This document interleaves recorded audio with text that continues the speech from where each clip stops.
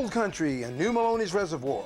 In just a few short weeks, 75 of the best amateur bass fishing teams in the West will be here at the Future Pro Tours Classic Championship, battling it out for the Classic Crown and the keys to a new Ranger boat powered by Evinrude worth over $35,000.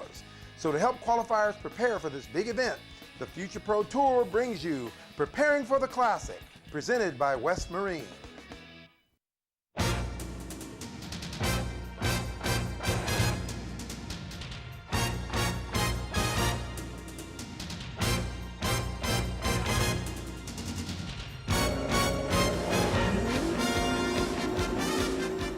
Hello everybody and welcome to another edition of the Future Pro Tour TV show.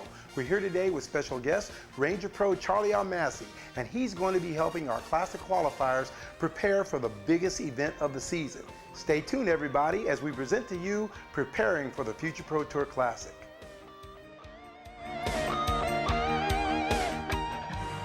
It's that time. Time for fun, excitement, and all the bass fishing action you can handle.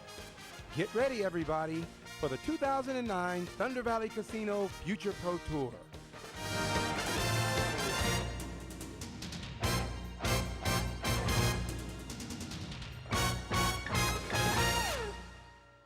What does winning look like at Thunder Valley Casino?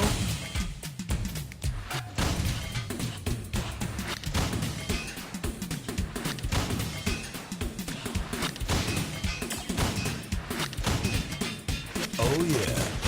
And with our points for free slot play program and thousands of jackpots of $500 or more every single day. Yeah, that's what I'm talking about. Thunder Valley Casino.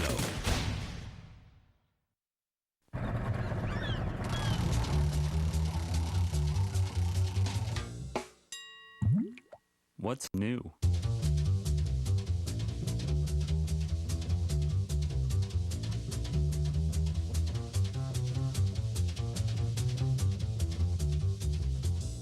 That's a lot of stuff.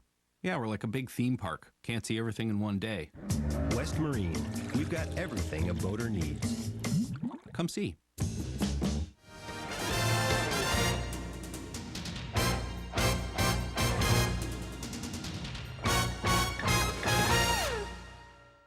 Welcome everybody to the Thunder Valley Outdoors Future Pro Tour. We're here at New Melones Reservoir, one of the most beautiful lakes in the Central Valley. We're here taping a show called Prefishing the Classic. In just a few short weeks, we will be right here for the 2009 Future Pro Tour Classic Championship with 75 teams competing for a brand new Ranger boat. We're here with Charlie Almasi, West Marine Ranger Pro, who is going to help us break down this lake. Charlie fishes all over the state, fishing in big competitions. This is the tournament of a lifetime for a lot of guys, and we wanted to come out here today and break down technique, how to prepare for the event of a lifetime, and we're really happy to have him with us here today. Charlie, what's on schedule for today? What are you thinking about all this? Well, Vince, I'm really excited. You know, I've been fishing bigger scale tournaments for about 10 years now, and for you guys this is a big tournament. I'm even excited just being on the lake. Haven't been on it in a while, so we're going to fish our instincts today, combined with a little bit of information we've gathered over the last few months. I know the central division of yours had a tournament here, but the lake's changed a little bit, so it's going to even the playing field for everybody. So everybody kind of gets to start over with the lake being down, say, another 50 feet from this spring. So we're going to use our past experience, combined with some new techniques that we know are going on right now, like spooning on the lake. And we're going to see if we can find a good pattern and really show you guys the most efficient way to pre-fish a lake that you might not be that familiar with. We were here in June, and this has changed. It's down about 100 feet. This is going to be different, and it's important to know we've got guys that are very familiar with this lake. We've got guys from the northern region that have never seen this lake, but even though you think you have a home field advantage, there's never too much information you can know in an event like this. So what we're going to do right now is we're going to get in a boat. We've already mapped it out with Navionics and all of our mapping chips, and we're ready to go. Let's get on out there and see what we can do to break down this lake, Charlie. All right, man, let's go get them. All right, let's go find them.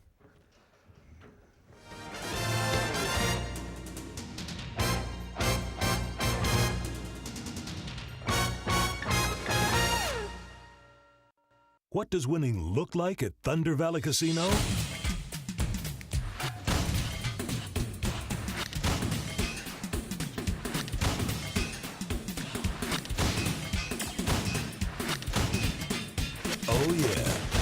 And with our points for free slot play program and thousands of jackpots of $500 or more every single day. Yeah, that's what I'm talking about. Thunder Valley Casino. The Thunder Valley Free Fantasy Football Challenge. Win up to $10,000 a week.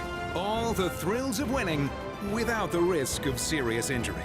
Exclusively at the jackpot capital of California, Thunder Valley Casino. Precision-built performance, responsive engineering, and revolutionary design.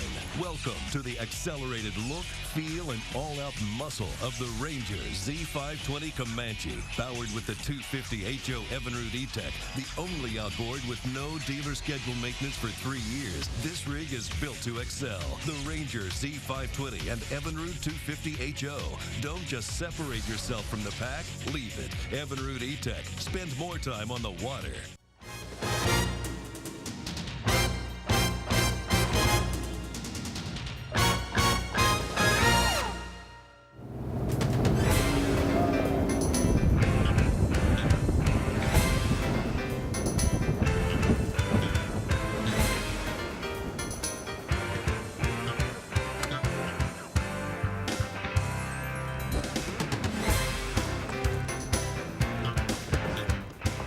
Charlie, we're at the mouth of the Stanislaus. What made you choose this point this time of the morning? Good question, Vince. Okay, it's something that both of us can fish. I'm gonna throw the power baits. I'm gonna start with a lunker punker on top and go for the big bite. The reason I'm gonna throw it on this type of point is, if you take a look, it's half sun and half shade right now. It's first thing in the morning. The fish are gonna use the shady side of this point. It's also getting some little bit of breeze on it, straight out of the west, which is what I like to do this time of year.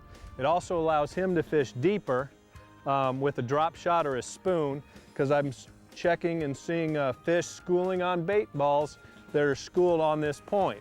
So it's a perfect point. It's got a little bit of everything. The wind, the sun is right. It's a good tapering point with boulders on it. It's just what we're looking for.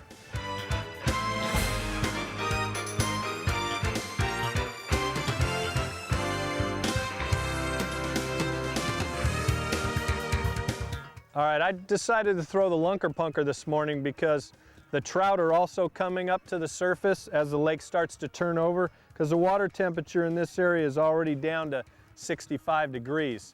2 weeks ago it was 75, so everything's starting to come up more towards the surface out of the deeper water. And there's a lot of big largemouth in this lake also that'll eat these big topwater lures that look like trout. Now, Charlie, I'm working a spoon, a Hopkins spoon, in about 40 feet of water off this point. Is my technique, is this the right technique? I'm letting it drop, hit the bottom, one jerk up, and let it flutter back down. Is that how we should be working this point? Yeah, absolutely. You want to control your drop, but you also don't want to waste time and put it in places where there's not schools of bait. And it looks like you just passed over a school of bait. So, you know, if you're seeing slash marks from spotted bass darting in and out of that ball of bait, that's a good sign that they're feeding, and you should try and control your drop right at the level of that, or right under that bait ball, and you should get bit. Okay. There he is, Vince. All right. Ah, came off. Came off. Came off. Take a look at this. Had it by the tail. I lost him because, believe it or not, he never had the hook in his mouth. As you can see from a close-up, the bait was basically bit in half right on the back side of the hook. And spotted bass are notorious for short striking a darthead worm. This was a 6-inch. And what happens is when they're pressured, or sometimes when you just don't let them eat the bait real good, they're only gonna get the tail, and you're gonna end up reeling them halfway to the boat like they did, but they never really have it in their mouth, and they let go halfway to the boat when they realize it's not real. God, that was exciting. At least we know that they're a little hungry for something. Okay, so what you learn from that is when they're biting like that, you have to keep shaking the bait after you feel them bite it. It's very hard to do. Everybody wants to set the hook when they feel that first tap, but I'm telling you, when they're biting like this, let them load up on your rod tip, keep shaking it, and what happens is they feel that bait trying to escape a little bit, and they'll chomp down harder and swallow the whole thing, and then a nice sweeping hook set will usually get them in the boat. That's a great tip. Let's try that again. Diversify your presentation. Look for sunny and shady banks. Lake turnover normally means big fish. On pressure fish, use a sweeping hook set. Stay tuned as we'll be right back with part 1 of pre-tournament preparation tips for the Future Pro Tour Classic at Lake New Melones.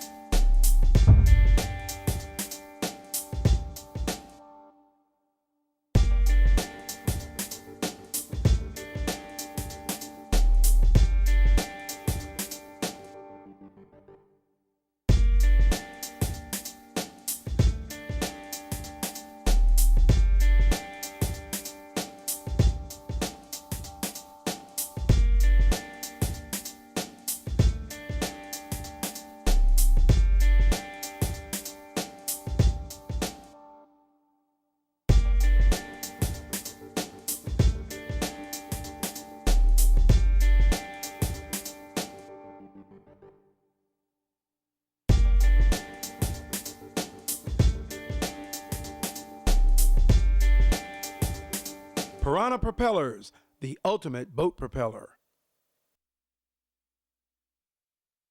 What does it feel like to win big at Thunder Valley Casino?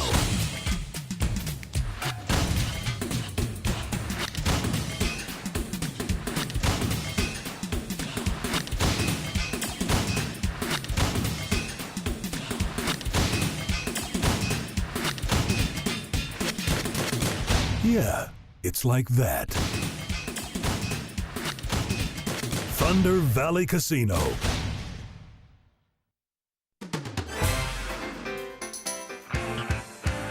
We moved to the mid-lake area and islands surrounded by deep water. Offshore islands like this can produce good fishing spots.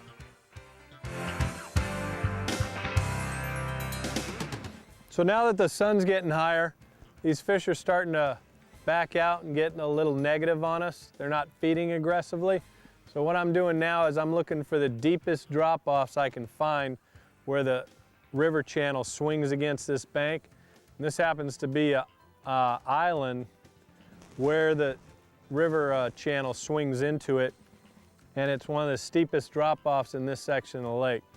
So hopefully they're ganged up right on the drop-off, sitting in the shade pockets down there, and we can pick them off until they get active again with drop shot and dart head worms. Vince, that's a great question, what you asked about, what do you do during this slow period until the wind comes up in the afternoon? There's two choices, and both work equally well. One is you find the schools of bait and the fish that are suspended down there anywhere between 50 and 70, and you can just beat them over the head.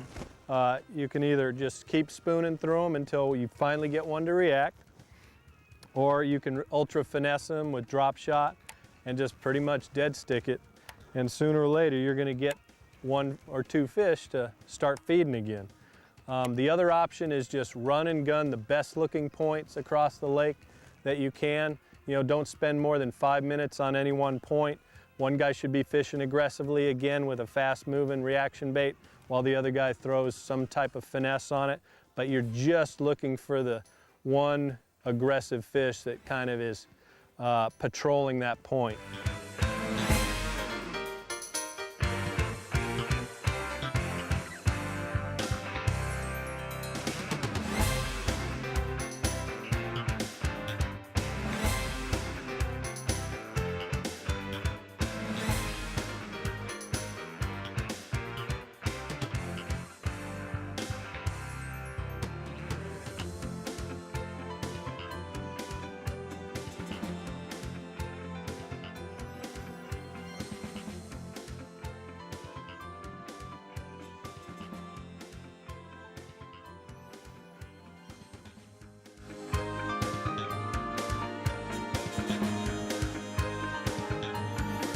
And in our first segment, we're going to talk about the finer points of trailering maintenance and safety while you're on the road to the lake. So let's get started. You know, safety and security are my primary concerns when trailering, so the first thing I'll always start with is checking the coupler and the cables to make sure they will securely hold the trailer to the truck in case it comes undone at the coupler. So let's show you how.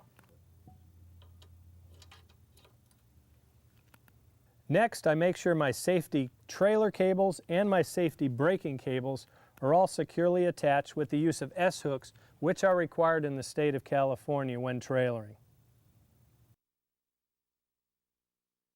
And next, I ensure my 7 round to 5 flat is securely attached to the trailer and coupler at both ends. And most importantly, before I ever leave the driveway, I check the trailer jack to make sure it's properly stored and working correctly, as well as my winch and safety strap.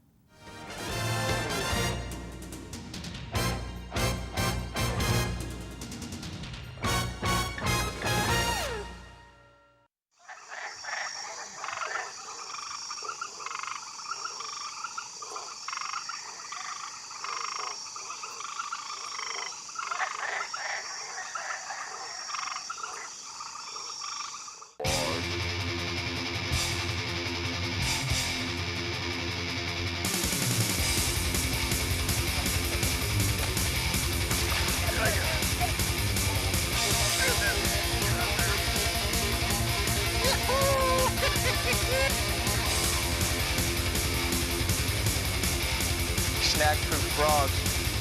Come here.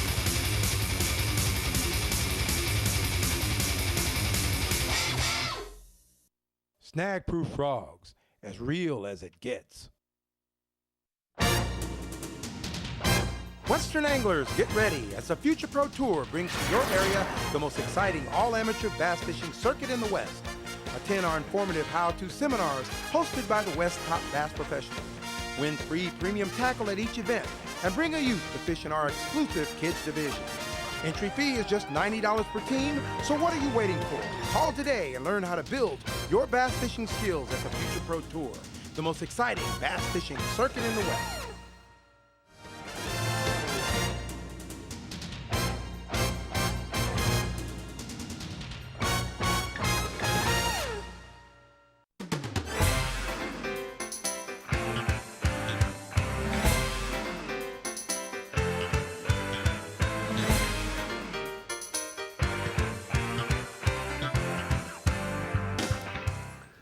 So we're going to sit on this point for a little bit longer because as I was casting shallow, Vince had a few short strikes on his spoon.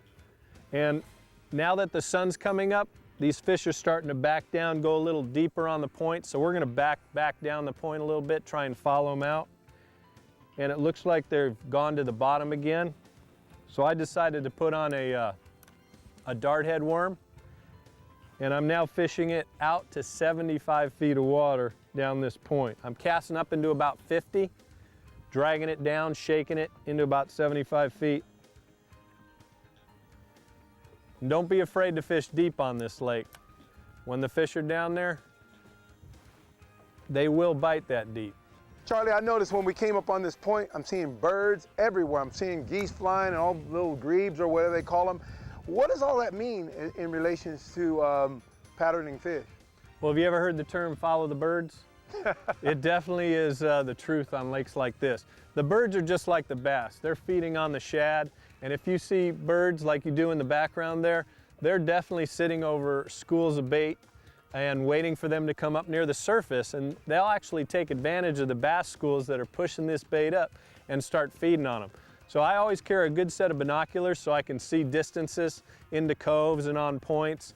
And when I see birds, and then I'm also looking for bait busting on top, it's time to pick up the trolling motor and hightail it over there and start fishing that area. Okay, that's a good tip.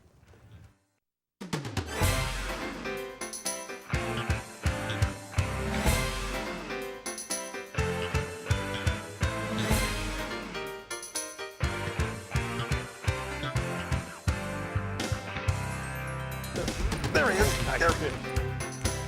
Oh! I'll come net him for you.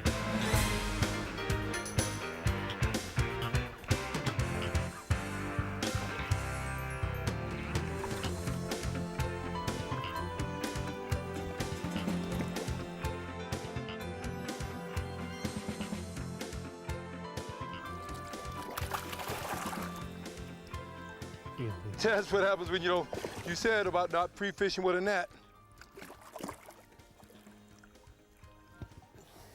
Good fish. There's a decent new Melones fish. That's a new Melones spot. Now, Charlie, I did what you said. We came up, there was some, there was sunlight here, and then there was a shade bank right here and some wood that you just got stuck on.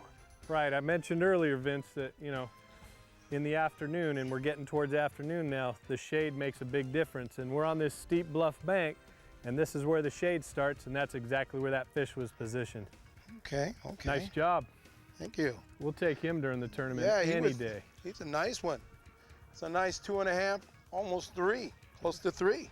Yeah, put him in the live well because we don't want him spooking the rest of the school if it's down here. Okay. Is that the strategy? Yeah, it's another good strategy. If you're checking for quantities of fish in an area, even during pre-fish, don't let the fish go right away that you're catching out of a school. Put in the live well, continue fishing, see if you get bit some more. Okay, and if you do, go ahead when you're leaving, put the fish back. Okay. But a lot of times, if you release a fish, the first fish you catch out of a school, he's gonna go right back to it and spook the rest of the school, so you can't tell whether it's an active school or not. So basically what Vince caught that nice fish on was a Flastrix bait by Bastrix. It's an ultra finesse drop shot bait. We're nose hooking it on a #1 G-Lock Gamakatsu hook. And in essence, that fish was sitting right in the shade line, and we're suspending the weight on a drop shot rig about 1.5 to 2 feet above the weight, because right now, again, the shad are up off the bottom. We had it earlier about an inch off the bottom, and then Charlie had said, with the way these shad are doing, move it up about 18 inches from the weight, and it happened. Exactly. The fish this morning were fishing more on the bottom. When they're on the bottom or closer to it, put your weight only 6 inches above. But now they're suspended much more up off the bottom, so you got to raise the distance between your hook and your weight, and that's what triggered that bigger fish to bite. Boy, let's do that again. That was fun. Good job, buddy. You were talking about key spots. We caught that nice one over where there was some wood on a shady side. This is another. What's key about this spot? Well, Vince, we started at that end of the bluff on the key point with wood on it, and that's where you caught that nice fish. So again, we're trying to pre-fish fairly fast, but we worked down it using a combination of reaction baits and finesse, and we only got one other bite. It was a nice one, but I broke him off. But now we're at the other end where there's a nice little cove here, pocket, that I know when it gets wind blown, the fish should stack up in. So basically, I see him on the graph just sitting there. Oh God, pretty inactive. It's loaded in this cove. But bottom line is, remember how I said you can either run and gun or just sit on him and get him to activate? So we ran and gun to another spot. Yeah, so I'm trying to shake and get a little action started here. And I think we're gonna get bit because they look like they're starting to stack up pretty good in this corner. So, and we got the key bait down. It's that little shad imitation. So I think if we just wait it out here, we're gonna get bit because they're stacked in this corner.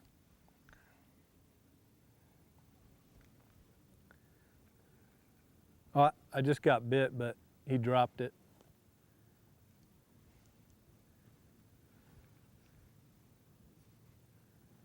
I think this is it. Okay. He's down deep. That's a good fish. There you go, it worked.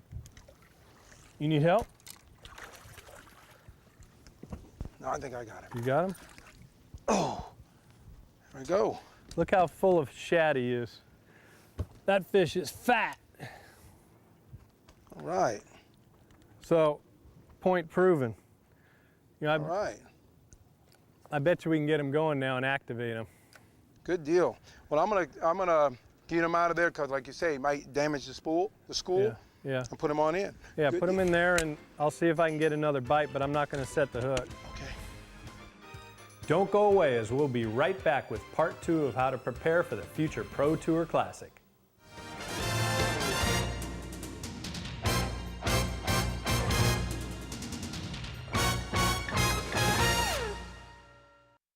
The Thunder Valley Free Fantasy Football Challenge. Win up to $10,000 a week. All the thrills of winning without the risk of serious injury. Exclusively at the jackpot capital of California, Thunder Valley Casino.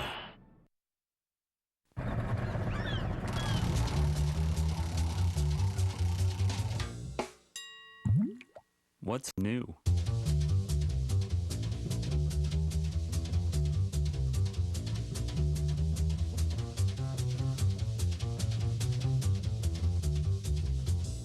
That's a lot of stuff. Yeah, we're like a big theme park. Can't see everything in one day. West Marine, we've got everything a boater needs. Come see. Wow, they are really hitting today. I'm twitching a 6-inch worm through the stumps. How about you? Same. Pumpkin seed or chartreuse? Chartreuse. That's a funny word. Wonder where they got that from. France. France. You seem kind of quiet. You want to talk about it? A woman will say 21 million words before an Evinrude E-Tech needs maintenance. Nope. A man will say 7 million. Only Evinrude E-Tech goes 3 years without dealer-scheduled maintenance. Now through June 30th, receive up to $3,000 in incentives.